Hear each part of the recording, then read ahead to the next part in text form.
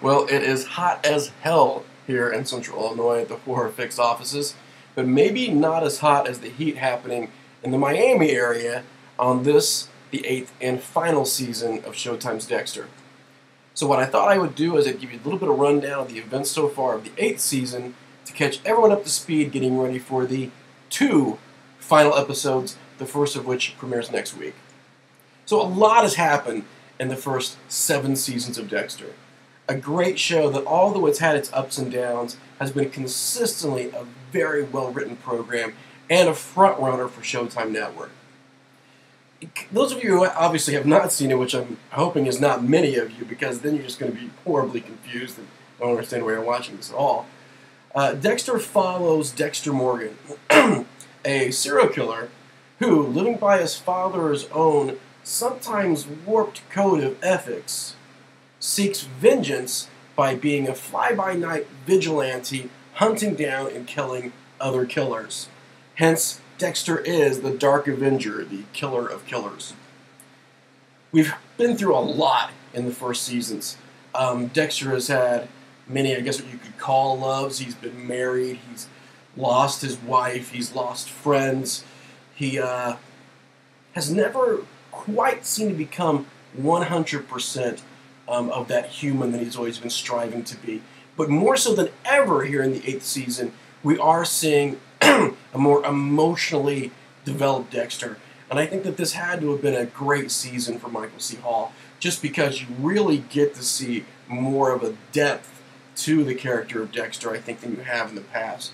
Dexter is really conflicted between what he wants for himself personally, what he wants for himself family, what he wants for his family, and how he has to try to make all of that gel and all of that work to save the horrible bloodlust of his dark passenger.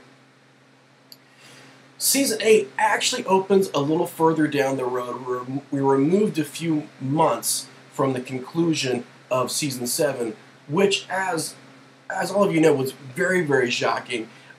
We saw LaGuerta actually track down Dexter, finally found him out for what he was, and in the midst of this big reveal, Deborah, Dexter's sister, finds the both of them and ends up actually shooting and killing LaGuerta to protect her brother.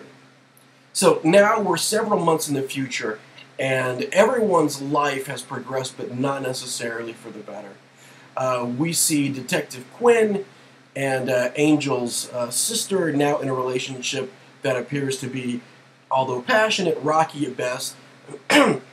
Dexter now no longer with Hannah, his ex-girlfriend / ex-serial killer in his life, is actually going about business as usual, but Deborah, his sister, is just an enormous train wreck. The girl that used to be this hard-nosed detective and then a hard-nosed captain of Miami Metro has now become nothing more than a shell of what she was, compromising her ideals, compromising her own personal code to save her brother, and she's having some major, major regrets about it. So we see that she is now out of Miami Metro, moved into a job as a private detective, which comes in one of our more robust guest starring roles, which is Sean Patrick Flannery of Saw and Boondock Saints and Young Indiana Jones fame. In fact, we've got some really good guest appearances this season, which we always do on Dexter. That's always been a huge strength of the show. Dexter actually finds Professor Vogel, which was a professor who dealt in the anatomy of serial killers, someone who knew his father, and we find out that she actually taught Harry Dexter's code. So she's sort of the surrogate mother.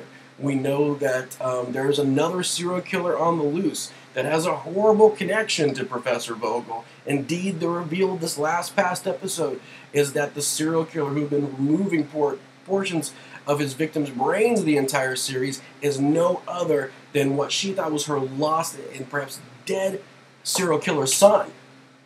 So we have a huge conflict. It's serial killer against serial killer, as has been a huge theme in the Showtime series thus far, and that's being carried through the last and final season.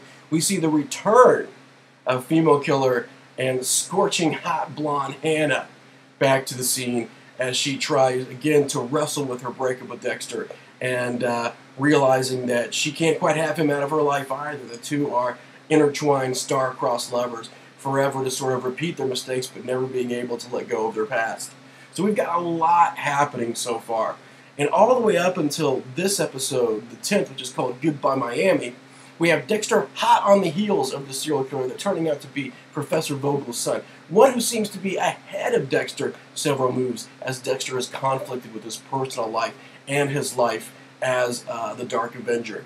We have Deb, who now has sort of finally come to the grips with the fact that she has to move forward too. She can't live in the moment where she killed LaGuerta because it's killing herself every day that she thinks about it. We've got Quinn, who can't quite let go of the fact that he and Deborah are no longer together. The one woman that probably could have actually put a saddle on him and made him a sort of a monogamous family man, and not so much the player that he is. So we've got a lot of our major players in this drama who really are looking for absolution. They're really looking for redemption, and they're all sort of finding it in their own ways.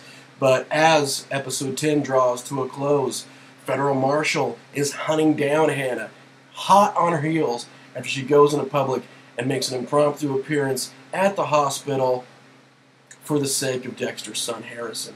We've got Deb, who's finally decided she's going to go back to Miami Metro, not as captain, but climbing her way back up through the ranks as a detective. We've got Quinn, who's decided to end his relationship with that hot little Latin number, Angel's sister, simply because I don't know, he's an idiot. That's the only thing I can come up with. The girl was hot. We've got Angel, who seems to be pretty stable this season. He's still got his restaurant. He's captain now of Miami Metro, and he's really coming to his own. We've got Professor Vogel, who meets an untimely end at the hands of her own son at the end of episode 10. So we've got Dexter and Hannah trying to rush up to Argentina. Dexter trying to get one more kill in before they start their life together overseas. And we've got Deborah back on the force. Lot of things happening, really drawing to a spectacular finish. 2 episodes left. So I hope you enjoyed Horror Fix's Dexter Rundown. Season 8 has been great. I'm looking forward to a great ending, although it's a little bittersweet knowing that I followed this season, not this season, sorry, but the series from episode 1. So seeing it finally come to its conclusion is going to be a little weird.